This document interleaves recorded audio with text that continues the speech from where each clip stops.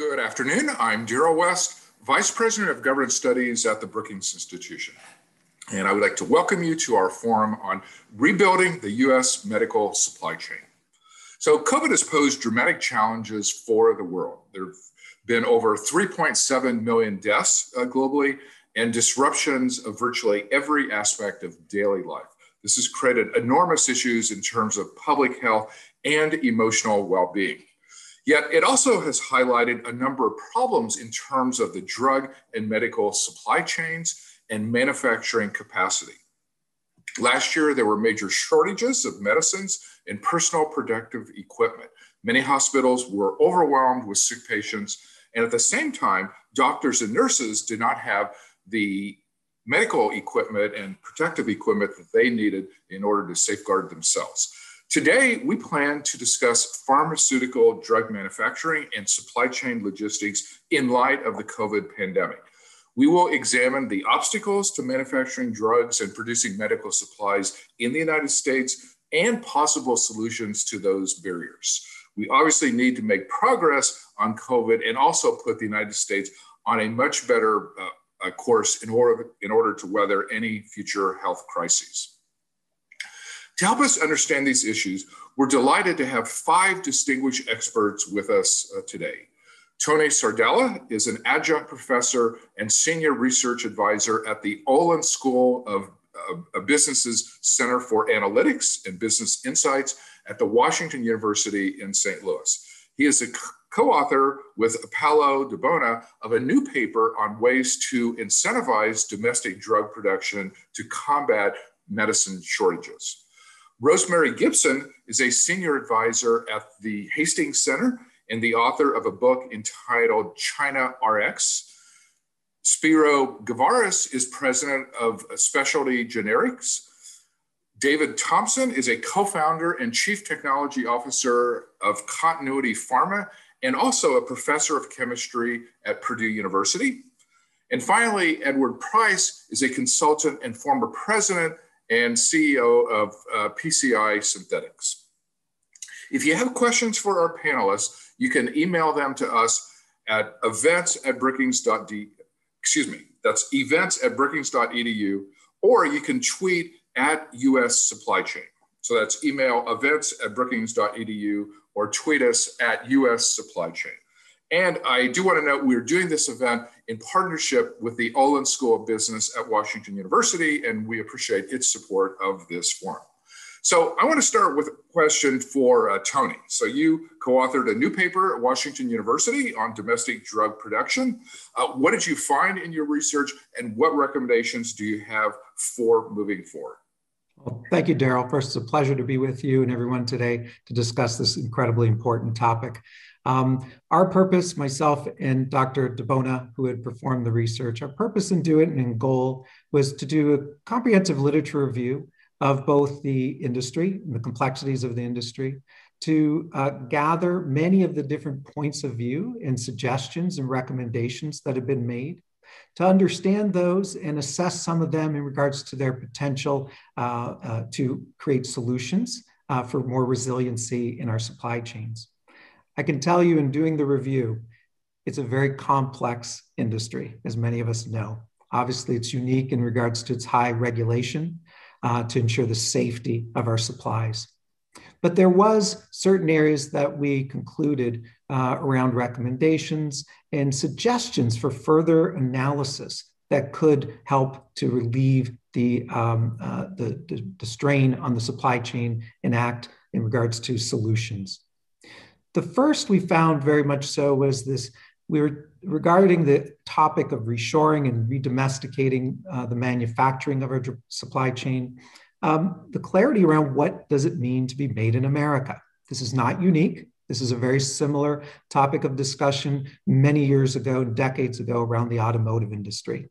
But with certain cases, it's become quite unclear as to the definition of made in America when it comes to pharmaceuticals and APIs.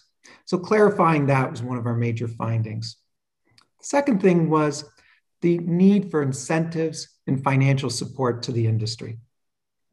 The economics of many of the essential medicines that we were at risk of being short, and in some cases were short, the incentives and the economics just do not allow for significant manufacturing in the United States. And so one of the key elements is an ability to incentivize current potential manufacturers who have capacity or capabilities in the United States. Secondly, financial support in a variety of different means. And this is not just for existing manufacturers, but even through to support financially the breakthrough advanced manufacturing techniques. And of course, we have Dr. Thompson who can speak to that with his incredible research in that area, but even incentivizing and financially supporting the ability to bring these advanced technologies to bear as we consider manufacturing in the US. Another part we found that maybe somewhat simple, but yet quite striking was defining the market. A lot of the challenges economically manufacturing in the United States is lack of clarity of what is the market around the essential medicines that should be produced or desired to be produced in the United States. I'm very pleased to see just a few days ago with the White House announcement of a working task force to identify what those might potentially be and to derive a list and recommend them. And then in addition, we found ourselves very constrained for a very different reason during COVID, and that is the ability, the same safeguards that make the supply chain so rigorous, thorough, well-managed, and also protect the safety of our public. They also become impediments when you're trying to be very agile to stand up production in the face of a pandemic. And so as such, the ability to streamline potentially the regulatory process, both during those states, but also for some of the new manufacturing technology would allow for some significant areas of solutioning for building more resilience. So those are the core areas.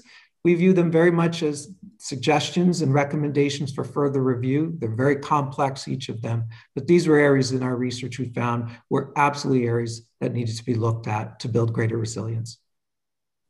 Great summary, Tony. Thank you very much for that. And those of you who are interested in reading the longer paper, you can go to the Washington University website, the Olin School of Business, and there's both the longer paper as well as a short summary of it as well. And I'm sure people will find it very informative. So Rosemary, you pointed out that the problem is not just the supply chain, but how we get materials for drug manufacturing. So what are the problems that you see in this area? Thanks, Daryl, very much for the chance to be with you today. And Tony, thank you for your paper to jumpstart this conversation. And it's great to see colleagues on this panel. I'll just make 3 points, Daryl, and that is, I think we have to realize how centralized the global supply chain is for the components to make thousands of medicines that people rely on in this country that make our hospitals run. When the coronavirus was just heading this way last February, I was with a group of manufacturers around a dinner table and asked them, so here are some basic COVID drugs that we need. You know, the pressor agents, like the epinephrine and others, and antibiotics like azithromycin. I said, so tell me, the core components to make them, where are they sourced? We run around the table of these manufacturers with 150 years experience, and each of them said 90% of the global supply is sourced in a single country, namely China. So in the middle of a pandemic, you have hundred countries competing for the same products. And so what's so important is to recognize that degree of centralization. And Tony, to your point about made in America, unless we have some diversification throughout that supply chain from the raw materials, the chemicals, all the way up to finished drugs, we won't have that degree of self-sufficiency, which I think we need for the basic essentials. We don't have to make everything here, but what's really important that we have to have during a pandemic, or we saw what happened when a freighter blocks the Suez Canal for a week. Now, these are products that are essential for life, so they're different from other commodities. So that's one point about centralization. And I think it's also important to underscore how we got here, that this is not Tony, I think you alluded to this, this is not a normal marketplace with transparency and competition, transparency on price and transparency on quality. And by the way, there's a lot of serious problems with quality. And I'll just say the focus of today that I'll be talking about is on the generic drugs. I think most people don't realize that generics are 90% of the medicines that run our hospitals.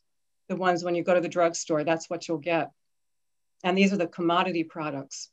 So that's a very important thing to talk about. So there isn't a level playing field when it comes to competition. We have states, countries with industrial policies like China that subsidize their industries to billions. So if all of us here and those watching want to start a manufacturing company here in the US, we're not competing with other companies in other countries. We're often competing with companies that are hugely subsidized by their governments.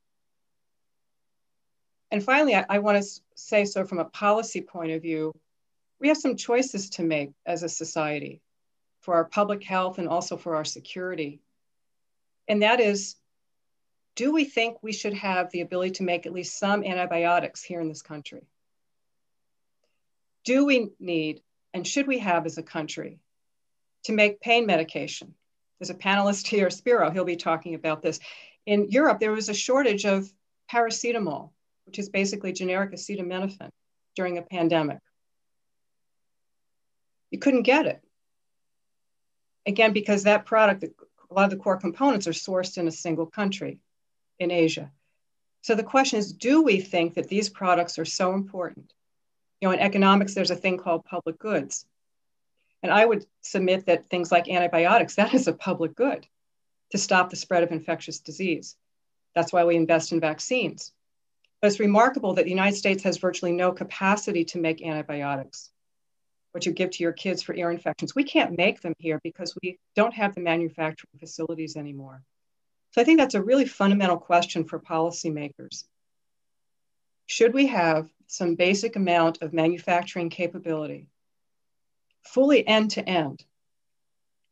To me, made in the US means we got to be able to make these essential products, ones that are essential for life, from the very beginning, those starting materials, to the very end.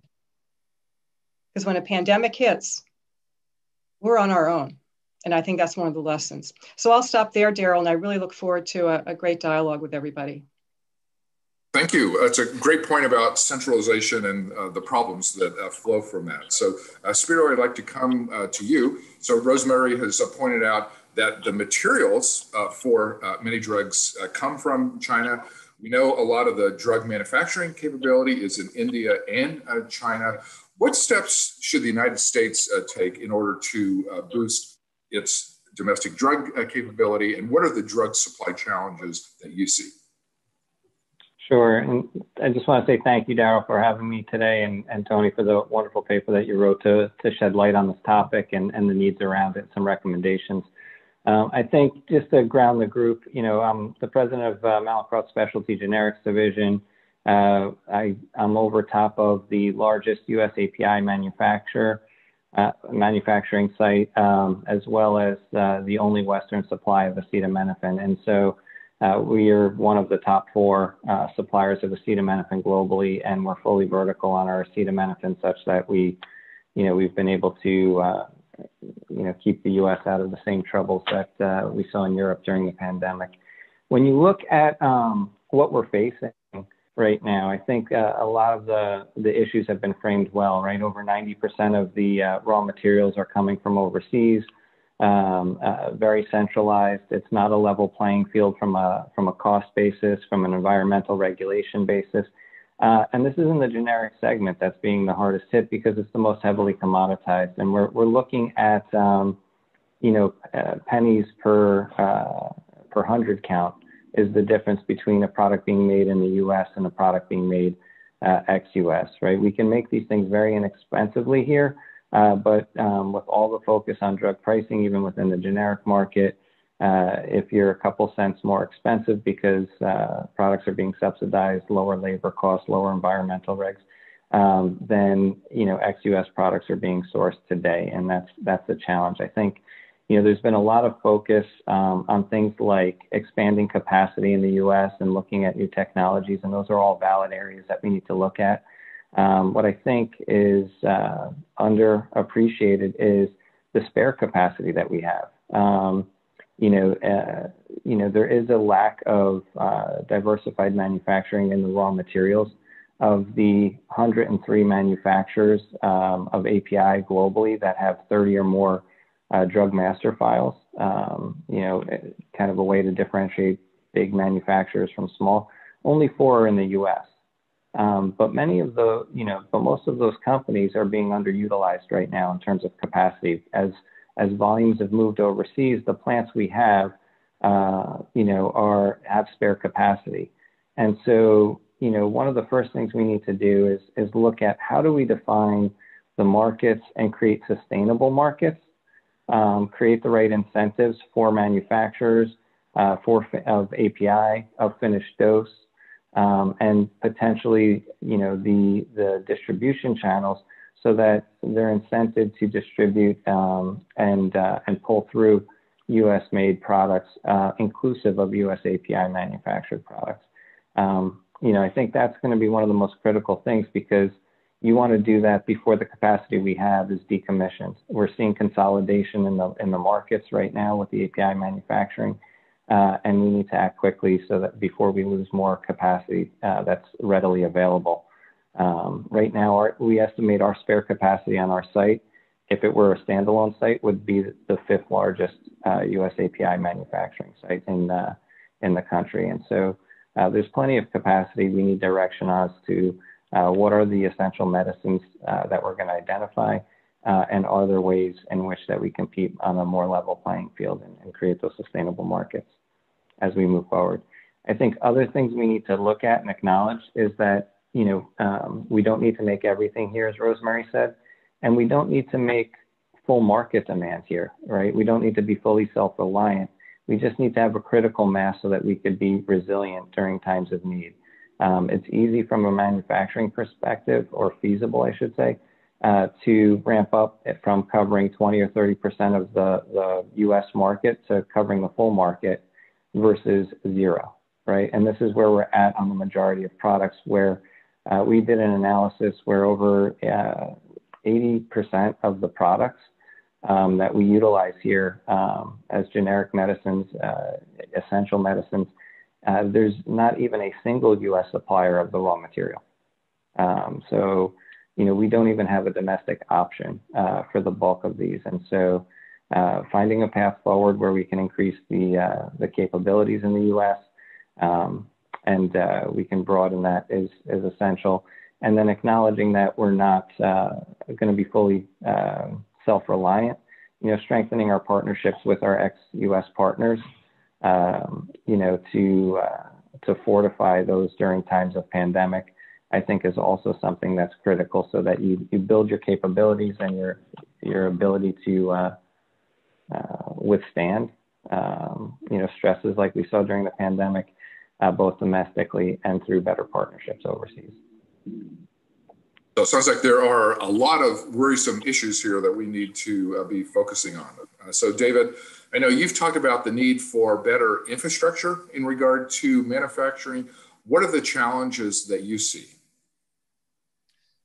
Well, first off, I'd like to point out that Continuity Pharma, the company that I've founded and launched out of efforts in my academic lab, is focused on providing and ensuring availability of essential medicines, and particularly medicines that are not only essential, but that we can actually speak to the quality issues that that all of our previous panelists spoke about. What I'd like to, a couple of points that I'd like to get across. Number one is that so-called continuous manufacturing of active pharmaceutical ingredients is a reality. There are 7 approved, FDA-approved agents that were produced by continuous manufacturing, one of those being including production of the API itself continuously. There are dozens of known methods for making some of these essential medicines in a continuous manufacturing manner. through publications or work that is being presented at meetings. This is both in the generic drug space, or making those generic APIs, as well as what much of the pharmaceutical industry is focused on right now is getting continuous processes into their new chemical entities. So new drugs, they're not looking backward to bring this technique to generics, but more for producing new materials.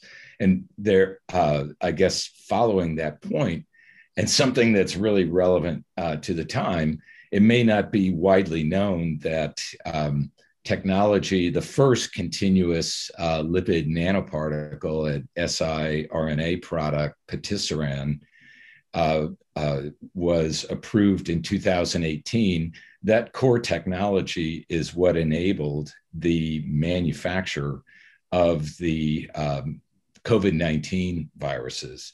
So in other words, if you've had the jab, you've benefited from continuous manufacture. So it's a technology that's already scalable and within our grasp. It just hasn't, that's the vaccine applications, siRNA applications, are more biopharma.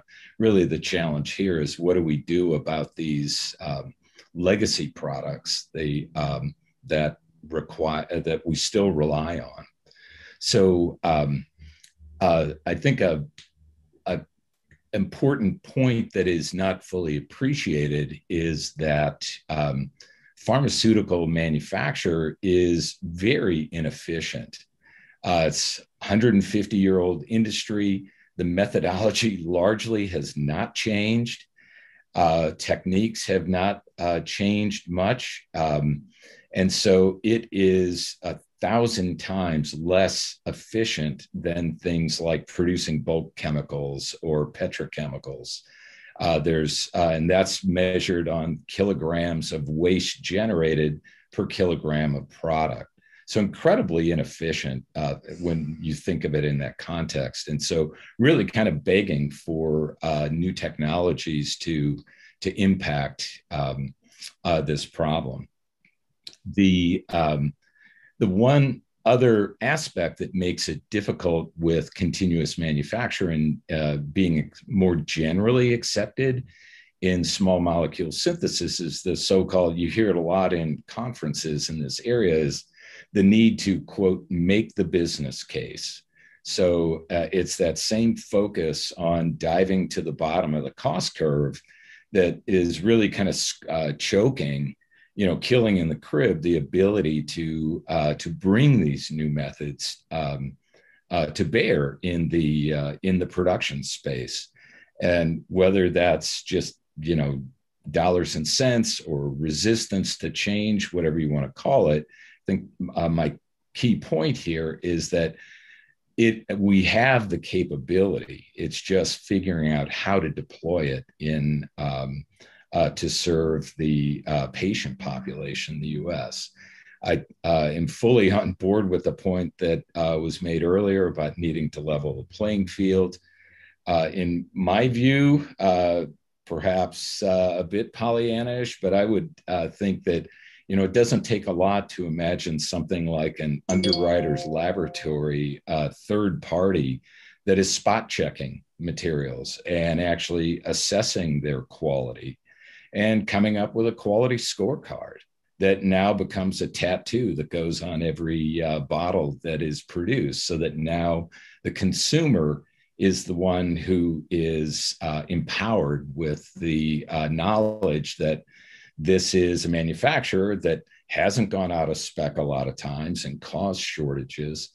And really, it's kind of this this Louis Brandeis thought of sunlight being the best disinfectant. The more information you have that you shed on the product, and doing things like collecting real information rather than just trusting that the product is in spec that's on the shelf, I think would, from my perspective, would be a significant step in the right direction.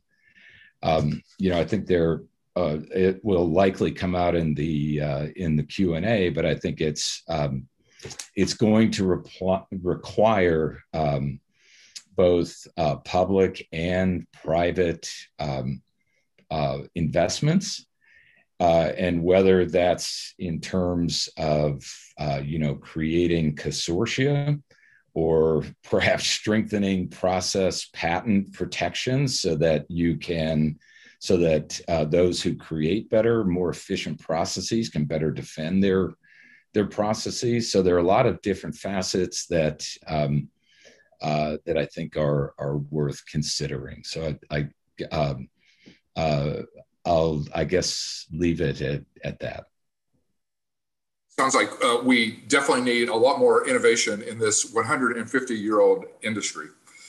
So Ed, you've discussed pricing issues with pharmaceuticals and the low share of the money that actually goes to manufacturing medications. So what are the problems that you see here and how can we address them?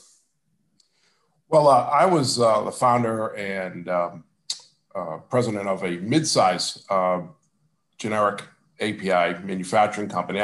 I definitely echo Spiro's sentiments about capacity. We too had excess capacity. In fact, for the better part of 10 years, we were developing new generics on an annual basis. And pretty much all that came to an end in 2017, when simply our customers couldn't afford to develop any new products for the US market. And we simply began manufacturing the products that we had approved. And what was ironic about that whole situation was the fact that over that same period of time, we saw that literally on a monthly basis, our customers' products, which are generic drugs, decreased in value in the marketplace successfully year after year. And ultimately, if you look at the way we distribute drugs here in the US, it's quite apparent as to what the situation is. Both the finished dosage and the API manufacturers get about 15 cents for every dollar that's spent in the United States. The pharmaceutical industry in the US is about a $500 billion industry, but 85% of the prescriptions are generics. And that 85% of the business represents only about $100 billion. And of that $100 billion, the manufacturers only get about 15 billion. So there's a huge disconnect. And of course, the bulk of the money is actually going to wholesalers, distributors, pharmacy benefit managers, and the pharmacies themselves. And certainly what's unique is that we're the only country in the world that actually distributes drugs in this way. That we have all these different layers between the manufacturer and the patient that opens up their medicine cabinet to take their medicine every morning. So I'm convinced now more than ever that if we really want to have a paradigm shift in this situation and really move the needle to improve the situation, we have to start talking about beyond tax incentives and other ways to make manufacturing more attractive in the US. We really got to start to unlock that incredible value that's sitting there, which could be in fact shared between manufacturers and patients if we actually have the will to change how we distribute drugs here in the US. I also want to make another point, and that's regulation in general. As a mid-sized pharmaceutical manufacturer, of course, we're regulated by the FDA. We also were regulated by the DEA and other controlled substances that we made for medical purposes. But at the same time, we're also regulated by the EPA and the Department of Labor and the state, all the plethora of state agencies as well.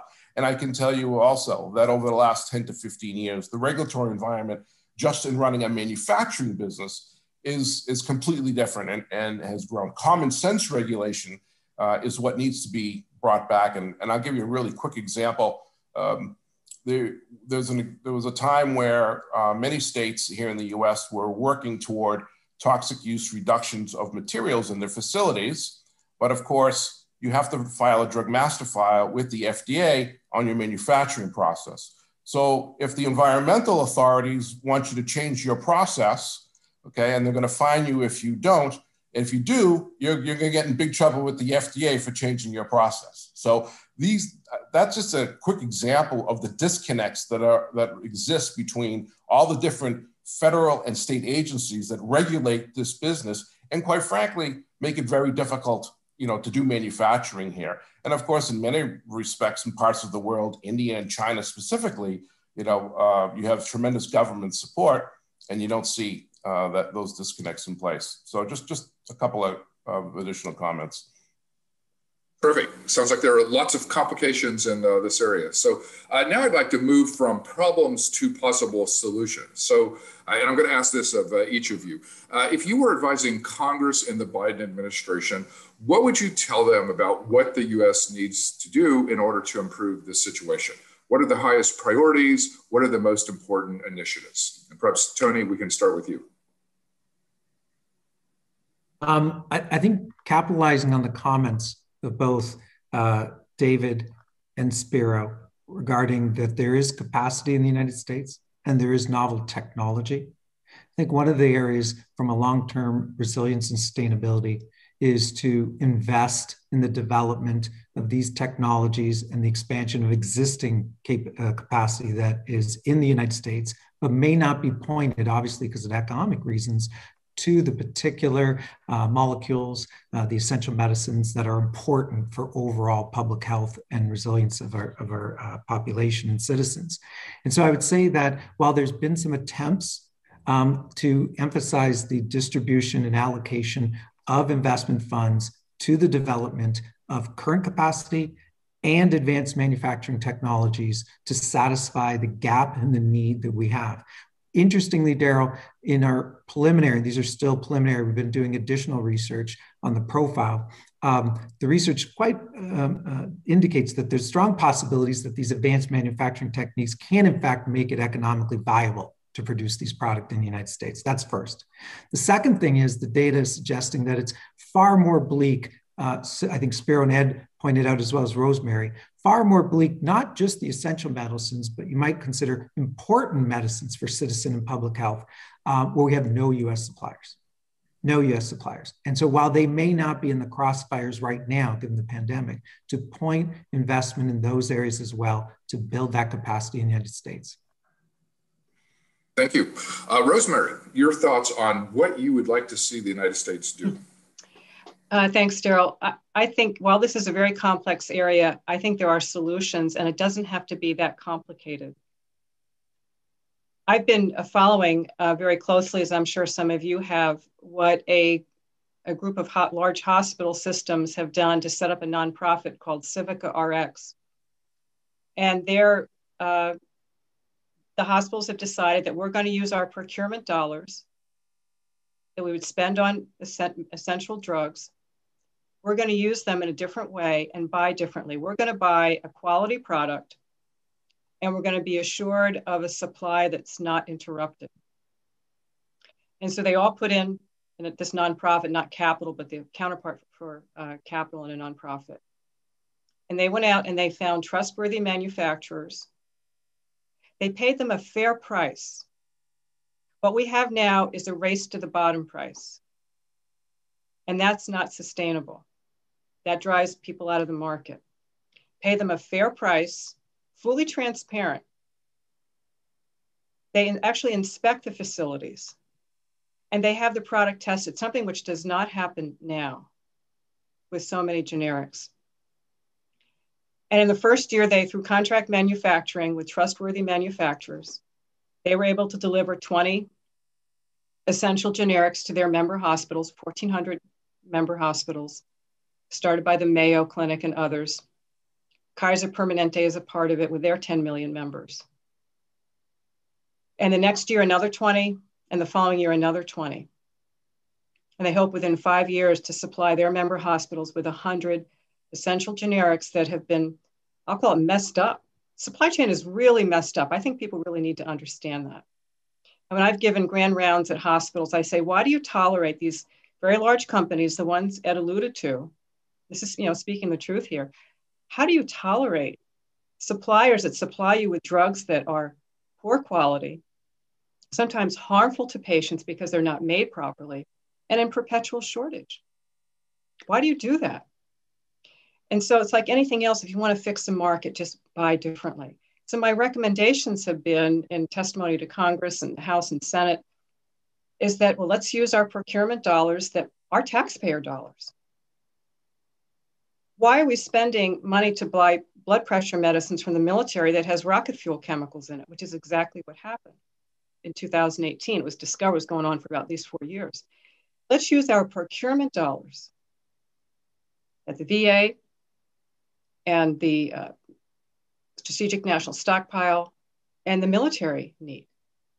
And even, the buyers, Medicare is the biggest payer, not directly, for basic generic drugs. And that was something that was pursued, but it was pulled back on recently, which I think is really unfortunate. It's like anything else. If you're the customer, demand a better product, not what we're getting now. The quality problems are, and I'm an optimistic person, but I'm seeing they're getting worse and worse. I shared with this group the other day when we were doing our practice run, a very wonderful physician at a very prominent institution. His wife got a blood pressure medicine and her blood pressure spiked to 190, which is like, that's death zone. Went back to the pharmacy and the doctor and got a different generic, and her blood pressure was normalized within hours. And that was a product coming from China. Nobody's testing this stuff. And yet these are all the ones that are non-value added between the patient, the manufacturer, and then everybody else. And I think it's going to happen anyway. Look at Amazon Pharmacy. Do you think they're going to tolerate all those middlemen taking all their money? Absolutely not. So we need innovation in the distribution system to save money. It's great to have, I totally support continuous manufacturing, but we have to get that product to market to the people who need it. And going around this very non-transparent system that doesn't add value. And Civica is a way of doing that. So you really have to care about the products that you're using, that you're supplying to patients. This is life and death stuff we're talking about here. So this is fixable if we just use our procurement dollars differently. And that's what's challenging to talk about. The problem can be solved, but the solutions a lot of people don't agree with because it takes away some part of their pie. But I think we really have to be honest about this. We really want to ensure our public health security and to build trust. A lot of people are losing trust in their medicines. This kind of stuff that we're talking about with poor quality drugs and these big middlemen, they are actually buying generic drugs that their companies have received FDA warning letters. That's a big deal if you get a warning letter. Spiro knows that, Ed knows that. And sometimes repeated warning letters.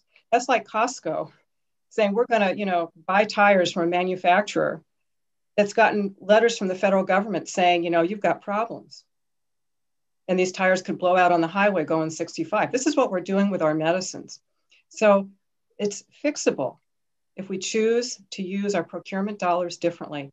And as David mentioned, it doesn't have to break the bank, especially if we can put the real value in the manufacturing side.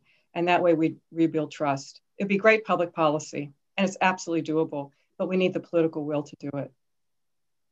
Great ideas. All that makes a lot of sense. Spiro, your recommendations on how we can do a better job here.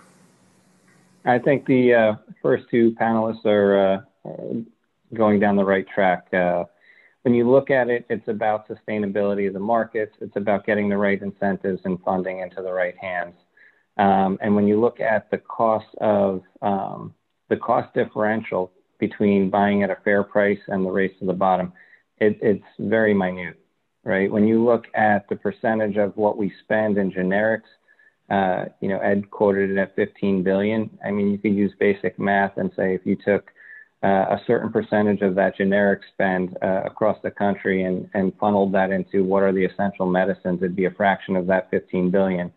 And when you think about what we need to do to be sustainable, 20–30% of the market would create a very large critical mass of manufacturing. And that's in line with what Medicare, Medicaid percentage spending is, usually between 20 and 40% for given products, depending on the age population. So when you look at this, it's within the realm. If policyholders want to do it, you're talking less than $1 billion in terms of incremental subsidies to, stabilize the entire healthcare system across a broad spectrum of products.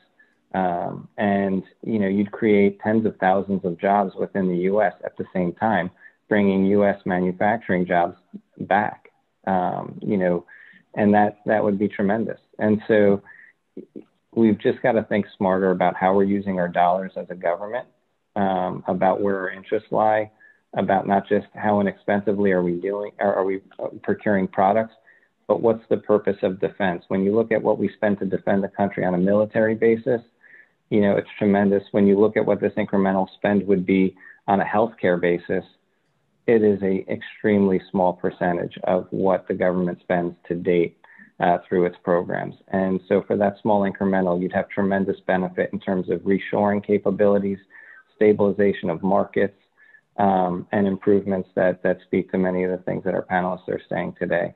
And so it's possible. It takes work because it's changing the systems that are in place today. That's going to come with friction and opposition. And so it's working through those challenges to understand what's in the best interest of our citizens and the people here and patients across the country, and how we can do that. And so it's not going to cost much dollar-wise. It's about changing the machine so that we can put the right levers in place, as Tony mentioned earlier, defining what is made in America, defining what are the key products, setting up the parameters for how do the incentives flow. Does it go through reimbursement channels? Does it go directly to manufacturers? But just creating the right mechanisms that efficiently, incentivize companies. And as those incentives are in place, we'll find ways to leverage new technologies. We'll find ways to leverage the existing capacity. We'll find ways to expand the capacity if we know there's a market to address, that we can do so at a fair price, and with, competing against competitors who are working under the same parameters that we are. And that's what we do today, right now. I mean, the largest suppliers today in the U.S. of APIs, are largely controlled substance suppliers where the borders have been controlled. Policy's been in place to protect those entities. They're competing amongst themselves. The prices are highly genericized, very low. Medicines in that space are very affordable. If you look at other policies you can put in place, you'd have a highly competitive market in the U.S. with very affordable meds, very small incremental. And it speaks right to what Ed had mentioned earlier, as well as the other panelists. Sounds like those are all investments that would really pay off for people. David, what is your advice either to Congress or President Biden? Well, actually, the prior speakers have really brought up some excellent points. So I will speak more to the continuous manufacturing aspect of this, because I think the idea of leveling the playing field and using different essentially market strategies to incentivize the manufacturer domestically both make a lot of sense to me. I think what may not be appreciated is that continuous manufacturing technology has embedded in it a sensing and control system, a feedback loop that allows for the essentially assurance in real time that the product you're manufacturing is in spec. And if it's not, because you have real-time information, you divert to waste any material that's not in spec. So that gives you a data package of assurance that can track the product, that actually alluded to earlier, gives an opportunity for remote check-in on health of a process. If you're a regulatory agency, I still think having some kind of end of the line product assessment, spot checking is essential to assure quality. Rosemary mentioned that that's what Civica is doing for its patient population. I think that's very much a step in the right direction. But from a technology standpoint, the idea of having continuous systems are actually often much more compact than current batch methods. And what that enables is a number of things, not only a smaller footprint at existing manufacturing sites, but the possibility of actually regionalizing some of the production, which achieves a couple of things. It gives you redundancy in the system, just like the internet. When one node goes down, you have the ability to still push signal through different channels. And it also provides some agility in terms of different agents that you might be in need that are simply harder to achieve when you're operating in a batch mode on scale. And as Rosemary pointed out, your tanker boat gets stuck in the canal, right? Because you're operating on such a large scale. You need those starting materials on a large scale, and they have to be scheduled months in advance, which is what actually we're still experiencing in our supply chain, are the ripple effects of COVID impacting us. And we're still feeling shortages that are coming about from those antiquated methods. So I guess I'll come back to one other idea put out there of this quality scorecard idea. I think that's really important for informing consumers. But I think the final prescription that I would make is actually the kinds of investments in people, because running continuous operations is going to require a new workforce, or at least workforce that's been retrained, and certainly the up and coming generation needs to be learning modern methods of production rather than some of the more antiquated methods. So it's people, that's high school through post-grad, investments in equipment and control systems and software that's going to make these processes run as efficiently as possible.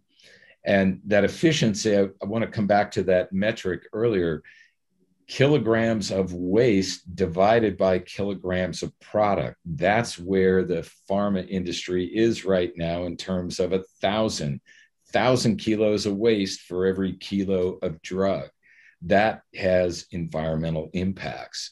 And the more we can actually get efficient methods in place, those so-called E factors can be reduced into double digits. There are processes that have for API that have been driven down into the 18 or 12 E factors. So orders of magnitude less waste, which is going to have less environmental impact, require less energy to drive those processes.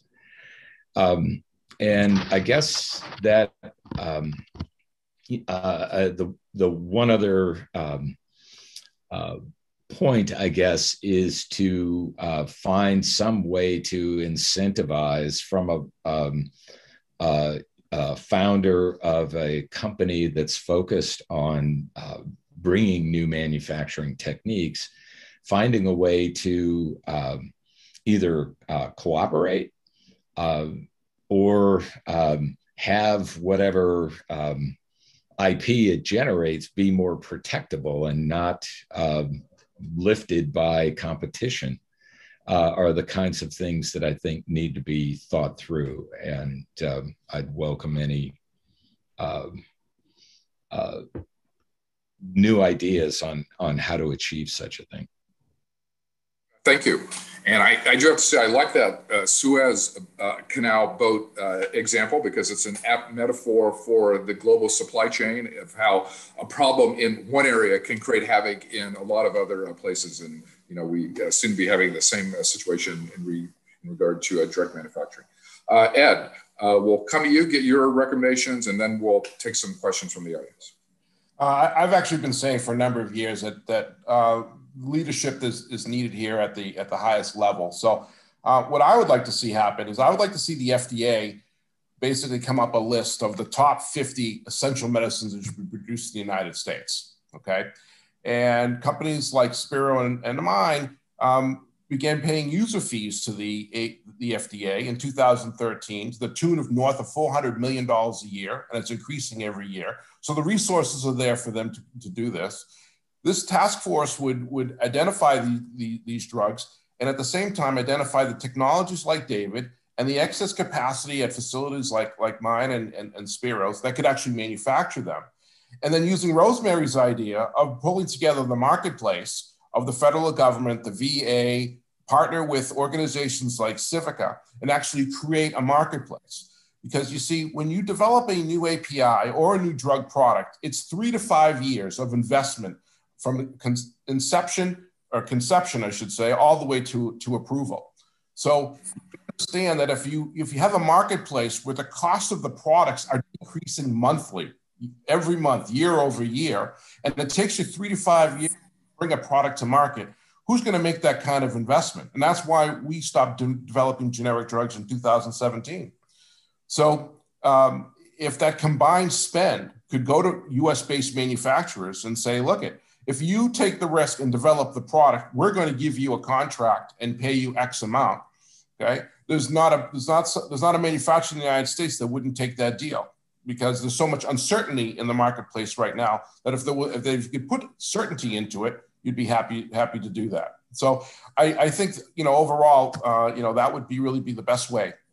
Leadership with the FDA, and lastly, actually, I should mention, as part of this idea of mine to work, the FDA would have to give priority review to those manufacturers here in the United States. That is something they never do. And of course, regulatory agencies around the world give priority review and status to their own domestic companies. The FDA is the only one in the world that quite frankly doesn't. They're very agnostic when it comes to national. But if you really want to make some changes here and you want to improve things, okay, if we can create the marketplace, if we can create the financial incentives, and we can create the regulatory environment to support manufacturing made in the US, as Spiro said, the incremental cost to actually do this is really incredibly small. Okay, great. It's a great synthesis of a number of different ideas. So now we're going to move to some questions from the audience. And I would ask our panelists to keep your answers brief just so we can get to as many questions as possible. So Douglas has a question. He says, the term rebuild presupposes that the US once had an effective and efficient supply chain for pharmaceutical drugs and PPE. He wants to know, when was that the case? And then why did US drug manufacturing decline? Anyone who would like to address that? Well, I can just comment from an API standpoint. You had major pharmaceutical manufacturers like Pfizer and Merck and all the well-known names. They had tremendous facilities here in the United States, tremendous plants. Okay, and basically starting in the late 90s and throughout the last decade, you had these contract manufacturing industry, which began growing significantly around the world. And most of the major US-based pharmaceutical manufacturing decided to outsource the manufacturing from high-cost the US to overseas manufacturers, where they could transfer their technologies and manufacture them cheaper. Can I just jump in on that, Daryl? Sure, go ahead. Yeah, back in 2000s, there was an article in the New York Times about the last penicillin plant closing in the United States. So, but it didn't say why. So in China RX, I did a real deep dive on that. And it was a Bristol-Myers Squibb plant up in Syracuse that used to produce 70% of the world's supply. Well, thanks to industry folks from Europe, they had data showing where there was illegal trade practices. China dumped penicillin raw material on the global market right in 2004. I have the slide showing it. And they kept the price low for 4 or 5 years. And that drove out the last US plant, the Bristol-Myers Squibb plant. It drove out the last Indian. India can't make antibiotics because they don't have the capacity anymore. And then the price went up. And the other thing that was interesting is, who thought that trade and tariff policy would have an impact on our drug manufacturing? And I documented that when we opened up free trade with China, within 4 years, that's when the last penicillin plant closed. The last aspirin plant, we can't make aspirin anymore, acetylsalicylic acid. We can't make vitamin C anymore, ascorbic acid, and thousands of other things. So our trade policy has a profound impact. And frankly, we have to enforce, too, our antitrust laws, because the vitamin C case was another case of cartels. So that was another factor, these unfair trade practices that contribute to us losing our manufacturing base. And in the US, we just demolished so much of what we had. And the skills, as David pointed out so nicely, the skills of people that can build these plants. And when you build and make things, then you can innovate. So we're really losing that capacity as we have such a collapse in our manufacturing base. Well, that is an interesting history and very problematic in terms of what happened there. Nick has a question about can hospitals and other providers take any steps to ensure that they will have optimal quantities of supplies on hand during an emergency, or are they basically at the mercy of forces beyond their control? I think they should, more hospitals should join Civica or come up with another Civica and use their combined purchasing power basically to create a new supply chain that's reliable and full transparency on where the finished drug is made and the API is made. That'd be my answer to them. Okay, that sounds good. Lydia of Bloomberg wants to know, how will the international tax provisions of the White House's new infrastructure proposals affect supply chains?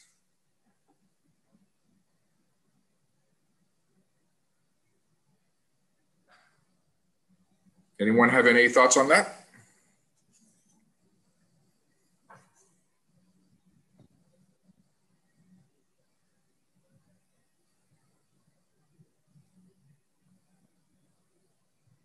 This is the first time I've ever seen a panel stumped by an audience question. So it's too new a question. It happened recently. I assume by the tax provision, she's talking about the 15% minimum tax. Oh, I see. So do you see any consequences of that in terms of supply chain issues?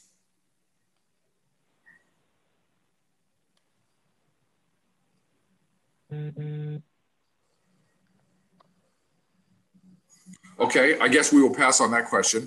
Milt has a question.